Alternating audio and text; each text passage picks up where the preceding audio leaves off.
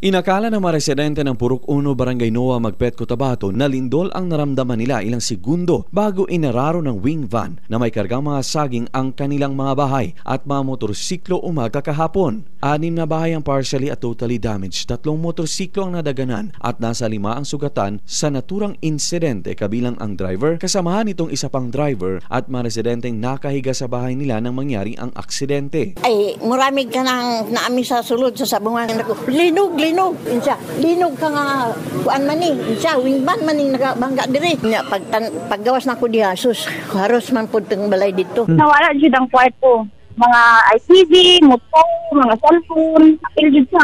Nangako naman ang may-ari ng wing van na sasagutin niya ang lahat ng pinsala sa mga bahay, motorsiklo at mga residenteng naapektuhan ng aksidente. Kinilalang may-ari ng sasakyan na si Toto Tolentino na nagpahayag ng kanyang kahandaang makipagsettle sa mga residente at magbigay ng kaukulang bayad para sa mga nasirang ari-arian. Kasama na rin ang pagpapagamot sa mga sugatan. Nabatid na nawala ng preno ang wing van na may kargang mga saging habang bumabaybay pababa sa matarik na kalsada sa lugar. Sila sir, kaya wala man na yung problema kaya naman ni insurance sa kuwang truck. Ang tapos naman sila ni Kapitan mag-arrange sa mua. Makig-istorya sa barangay kay Kapitan para ma-arrange tanan. Ay, simple, permi po migaagi diri. Lisod na po nga kanang dagag istorya ba? Ayon kay Barangay Kapitan Alvin Egas, malaki ang pasasalamat ng komunidad dahil walang nasawi sa insidente kahit ilang dangkal na lang ay muntik ng tamaan ang isang mini gasoline station na posibleng sumabog at maging sanhi ng sunog.